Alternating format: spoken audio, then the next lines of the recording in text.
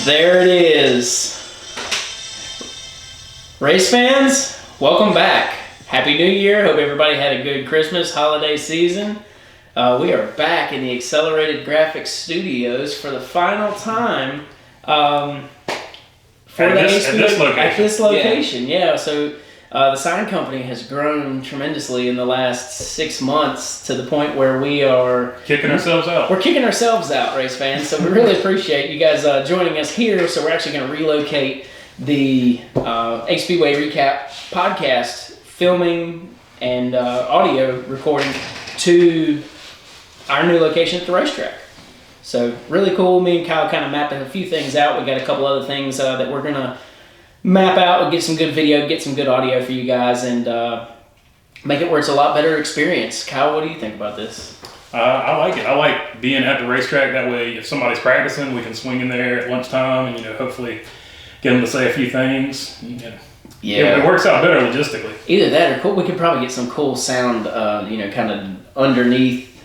Some background noise? Yeah. So that's going to be sick. Yeah. I'm excited. I hope you guys are.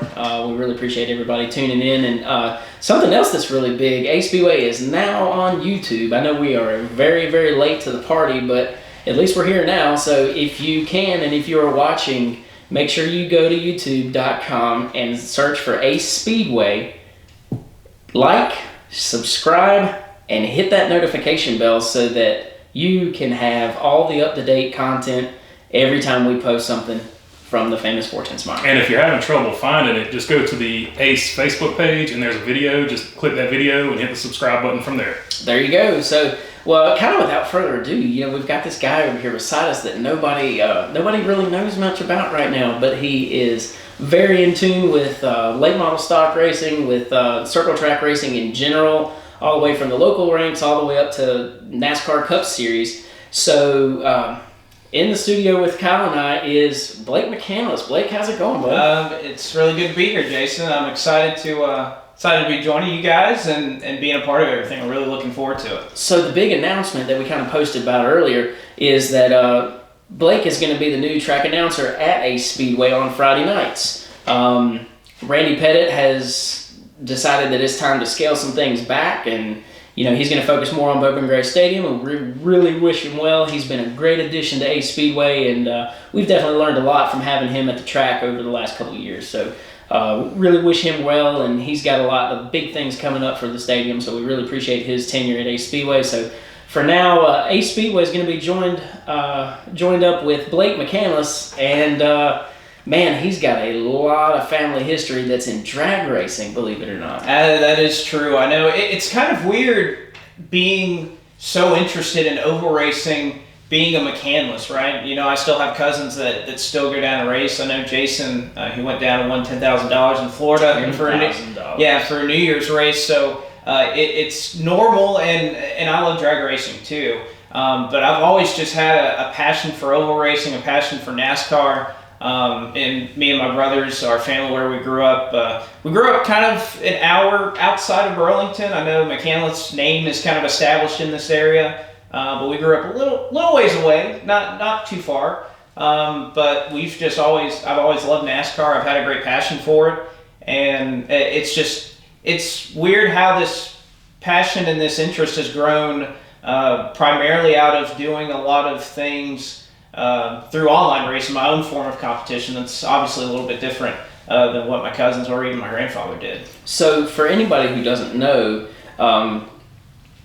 your uncle used to be my former boss. That is true. and now he is at the point where he's my current landlord here at Accelerated Graphics. So I actually rent the same shop that Blake's grandfather used to run his parts business out of. Yeah. All these literally decades ago. Yeah. So this building is significant to your family in a lot of ways, and there's a lot of history that's in this building, and I uncover a little piece of it here and there. So what's really crazy is I actually found a Coca-Cola can. It had to have been from like the 80s or 70s. Oh wow. Still had the pop top, but it was all around designed differently. I actually sent your uncle a picture of it. I said, hey. It was probably grandma's because she loved some Coca-Cola back in the day. So. Oh man, this is getting weird, guys. So some of the mannerisms that I grew up and worked around with Mike, I actually just noticed one where, like, this is hilarious, but your eyeballs blink at different intervals. There have been a couple of people who point that out, and I've never understood why or how that happens. But you are not the first person who said that, and because I do a lot of webcams and things online through streaming and different things, and I've had one or two people notice that, and I don't know why that happened. That is what's crazy. This is going to be the best Ace Speedway Recap, race fans. This is going to be awesome. So if you're watching, Mike, Mike has his own particular unique laugh. It's hilarious. We pick on him a lot, but so getting into your history, you're trying to carve out your own. You're trying to get your own recognition, and you're trying to get this your name recognized in sports broadcasting. Mm-hmm. So your family is that where your tie is to drag racing. But what about this sport, about circle track, kind of gripped you the most? What pulled you into in circle track in addition to drag racing? Yeah, exactly. I think it was just growing up, as any kid would. We played outside a lot. We always rode bikes as kids. And I think it was just kind of a natural thing where I have two brothers. I have an identical twin. So we were always same age. And then I have another brother who's 11 months older than I am. So we always just raced in the driveway, and it just kind of came naturally from that. We would wear our little Jeff Gordon t-shirts and, stand on the tailgate of the truck and wave flags and stuff while we were in the driveway. And I think that's kind of where it started, and, just watching it every Sunday, having it on, playing the games as we were little kids, with some of the NASCAR stuff. And I think that's just kind of what gripped me, was a lot of the kind of gaming side of it, and just being outside and doing what any kids do, just going outside on their bikes and having a good time. Just living what you saw on TV, man. You mentioned Jeff Gordon, so like for me getting into it, when I first started pulling for a driver, I pulled for Richard Petty because it was a really bright car. Yeah. Was there a moment like that for you where like, oh, I'm gonna pull for this guy? What was your first driver you remember being like, oh, that's gonna be my guy for now? Well, I think like any kid that grew up in the late 90s, I know I was a Gordon fan. I can't point to a specific moment because I was 3 or 4 years old at the time. So I don't know if there was just one thing. I'm sure, having a rainbow car or having the flames on it was attractive as a kid. And, the fact he was always on, he was always winning at that time. But I'm too young to remember particular points like, oh, I remember him doing that. So being a Gordon fan, do you remember this paint scheme at all? I think this was 93. Yeah, I was about to say that was early on. This is rookie scheme. So when were you born? This is 96. Okay, so this is 93. Yeah, this predates me. So that's awesome. And this is still like new in box. The box is worn and weathered, but nice, still new in box. Like it's not even put together. eBay. No. Don't make me hope. So I think kind of the same way here. Yeah, that's his rookie car. It's got his rookie stripe here. Yeah, that's awesome. I was a Gordon fan. Yeah. When I was really old enough to watch TV, some of my first words was like Rusty Wallace. My mom had it written down in my baby book. Seriously. That's awesome. So, Dad was always a big Rusty fan, and I feel like his attitude, his charisma, kind of just really he wants to be the one to beat Dale Earnhardt. Yeah. He doesn't want anybody else to do it. He's going to do it, and he's the man for the job. So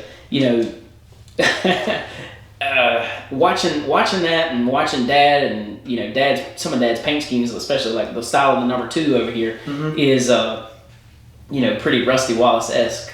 Yeah, if you watch, I think it was the Dale Earnhardt Jeff Gordon documentary. Oh, I love that.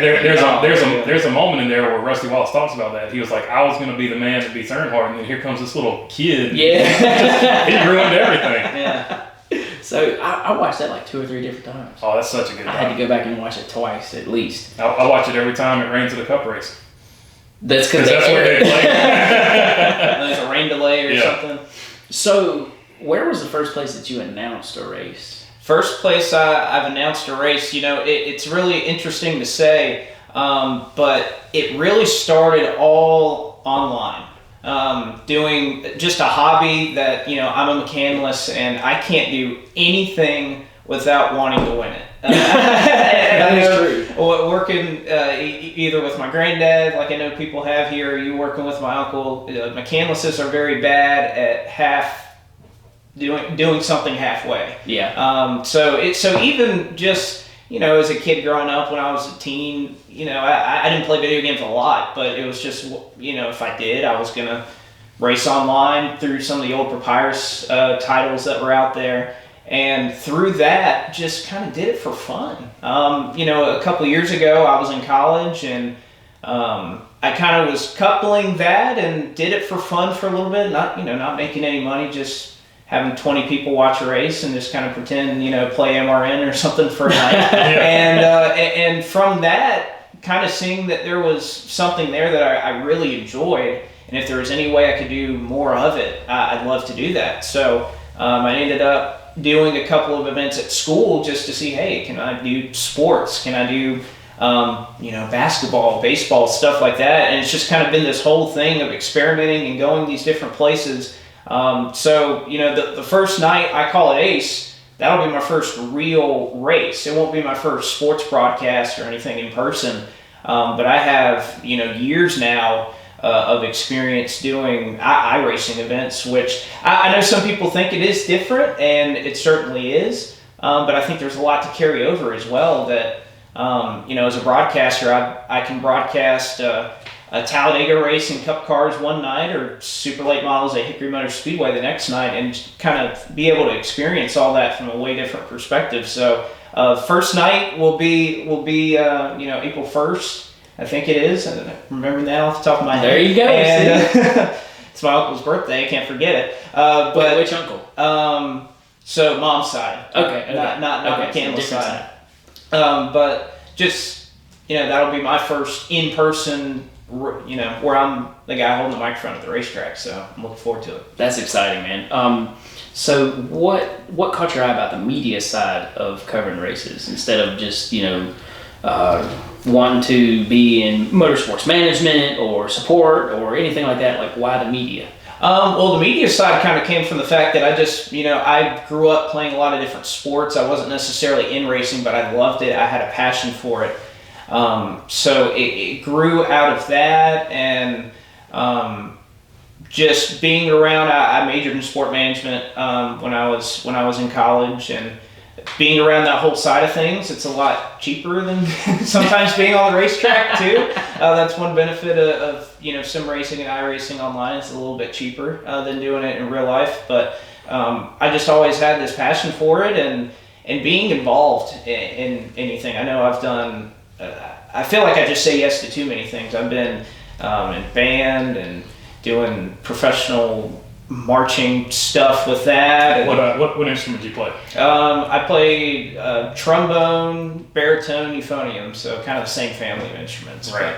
But, I did that and traveled around the country performing in a drum corps before, so I've just done a lot of different things. And part of that was, when I was graduating from school, I did a lot of freelancing. So whether it was just on the mic or behind the scenes, working graphics, replay, or working a camera, something like that, I just always wanted to be involved, and I found any way to do it. So that's just kind of grown since then. It's just being involved in a lot of different things and saying yes to everything. That is awesome. I played the trumpet. Really? So my 6th grade year, our band instructor is like, just what I wanted, 97 trumpets. Out of like 110 students. Yeah. I did saxophone and clarinet. I couldn't get the buzz thing going on. I didn't like doing that, so just suited my style. The other instrument. I couldn't do that because in order to play that kind of an instrument, you have to like sit there and go. You know what I mean? And you dip the reed in water. You don't have to. Okay, well they don't teach you that in 6th grade. They teach you like to do everything backwards. Yeah. So. Couldn't do that, but that would be, you start sounding like Squidward from SpongeBob or something going, squeaking every now and again. Ugh, couldn't do that. But I think what you mentioned earlier about you can call a bunch of races. You could call 2 or 3 races in a night if you really were feeling up to it. And I think the first place that we saw something like this was online poker. It changed the way that regular in-person poker was played, because online poker, you can see everybody's hands. Like you could see the previous hand before. and so that changed the way poker is played. What do you see in the way that online is announced that you would, or you might not change it, but you might see a coming change in the way that live events are called? Well, I think that the one thing I was surprised about is that it's not much different. I was fortunate enough last year, in the midst of the pandemic, I had some great people help me along the way and wanted me to experience a couple different things. So out of that, I was able to shadow a couple of the pit reporters from NASCAR and NBC. So Marty Snyder, Parker Kligerman, I was able to follow them around at the racetrack. And the one striking thing to me was, obviously if you're doing a virtual show, you're on iRacing, you're looking at a screen, and the guys in real life, that's a lot of what they do as well. Obviously, if you're up in the booth, you're up in the tower, you can look out the window and see things. And I think that's what makes Dale Jr. so great, is that I think he's in tune with everything. He's the first one to be like, "Oh, there's a car in the wall," or something like that. Trouble on the backstretch. Yeah, so he's in tune with everything. But seeing how those guys work on pit road and the information they have available to them, with all scoring, the points, tires, where they last restart, you name it, they have all of that at their disposal. And that's not much different than the virtual side of things. Of course, different being on pit road than maybe calling the show up in the tower. But seeing the similarities in it, I think was pretty striking to me, that it's really not all that much different in terms of the information you have access to.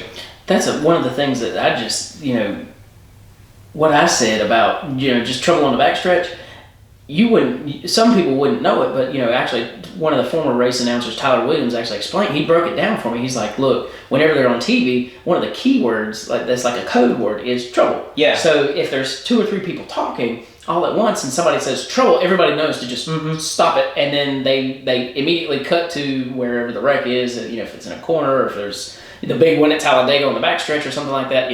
All of the stuff that you guys have to know just to keep a production going is amazing.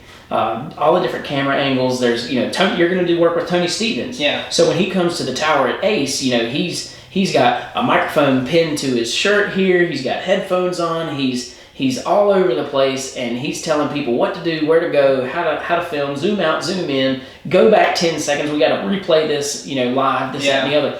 And he's calling all this stuff out, and I'm like, wait a minute. You just said Christmas tree. What does that mean? and he's knowing Tony Stevens, he's good at he's good at his craft. He knows what he's doing, and he does it well. Jack of all trades, for sure. So I'm excited that you get to do some stuff with him also. Yeah. And that's going to make the pairing at Ace Speedway like pretty seamless, because you'll be there, and you'll be able to help him in any capacity. Yeah. And that's going to be great. One of the things that strikes me also is you've got a connection with Dale Jr. Yeah. And Dale actually has mentioned Ace on his podcast several times. Yeah. So we've got to work on getting Dale Jr. to Ace Speedway. Or Ace Motor Speedway. Oh my God. Sometimes he's Dale, coming and saying. I really appreciate you and everything you're doing for Ace Speedway, but it is Ace Speedway, brother. Drop the motor, please. Just for once. Let's do it. Come on, man. He just wanted to get that off of his chest for so long.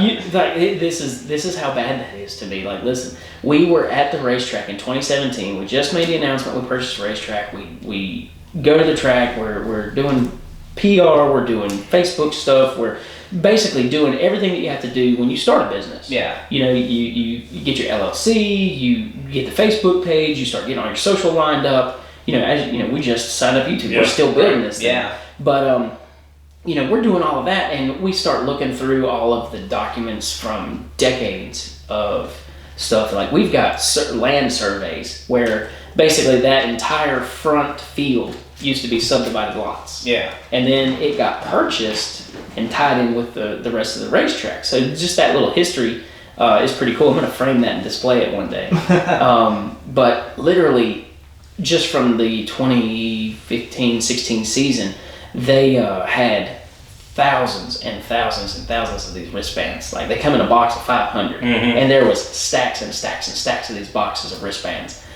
And I threw them all away because they said Ace Motor Speedway. And I was just thinking to myself, no. Well, you didn't throw all of them away, because when we were cleaning out a portion of the new studio. We found some more. Kept one as a souvenir. Kept a couple. I think no. Did we keep that? We threw those away too. Did we throw those away? But you did find one with the Motor Speedway on it. Okay, so yeah, just for the record, those are gone. So if anybody has one now, they may be worth money. We can create an NFT on that. Hey, there you go. People are doing that these days. Yeah, I still don't know what that is. You don't know what that is? I mean, I get sort of what it is, but I don't get it. It's crazy what people will spend money on these days. But yeah, I had to get that out. I couldn't stand it. That was like, if you could cancel something, that's what I canceled. But you can't change time, you can't change the past, but you can definitely create a better outlook for the future. And I think that's what we're doing with you joining the team. So we really appreciate you coming on board. Really appreciate your experience, especially what you bring to the table, but really would appreciate you bringing Dale Jr. around. Oh, yeah. Well, we'll see what he's up for. I know he's been a wonderful supporter of mine the last year or so, and just trying to do what he can, just help in any way. He's just been the most genuine, open person you could ever ask for, and he's been a big help for me for sure. And I couldn't imagine one person better to be as connected in the sport as Junior is. To be so, somebody that's so good at helping people. If you have a question, if he doesn't know the answer, he can send you a contact for somebody who might have that answer. Exactly. So there are some questions that I'm going to have as we continue to rebuild the racetrack to get to house bigger events and whatnot. So I've got some questions. Stay tuned, race fans, because that's going to be a good one. But so we've got some things that we're going to do that we're going to need some information on. So maybe we can use you to kind of put a bug in somebody's ear. Maybe we can get a good contact out of that. Never know. Yeah, that's going to be awesome. So Kyle, man, what's going on the rest of this week? We've got to get to the racetrack and start cleaning out that. We got to finish working on the new studio. Oh man, that's step one, I guess. Gosh, that's going to be awesome. I remember so much stuff about that room. That was my first office at the racetrack, by the way. So we've got a lot of new things going on at the racetrack that we haven't really put out there yet. So up new, for the 2022 season, we've got a new ticket booth that is going to dwarf everything that It looks good. It is awesome. So this thing is going to be great. We're going to have all kind of stuff for you guys coming up in 2022. So I hope you guys are ready. We're going to knock your socks off. So for now, Kyle. That's I don't know how to finish off. Man, I think we're good. Other than that, stay tuned. We've got some preseason testing coming up in March. As we usually we try to start the last weekend of April, March. But anyways, this year we're going to start April 1st, Friday night. Yeah. It's not an April Fool's joke. So it's the first episode of the season when you're like, hey, what's your closing thoughts? And you're like, oh yeah, we do closing thoughts, and I've got none. Well, this is the recap, and we're kind of recapping, a good recapping the off season. A good off season. It's just rusty. So. Yeah. There we go. So now we knocked the rust off. So bye everybody. We really appreciate you tuning in. Yeah, I'm gonna edit all that out. So hit that outro there, buddy.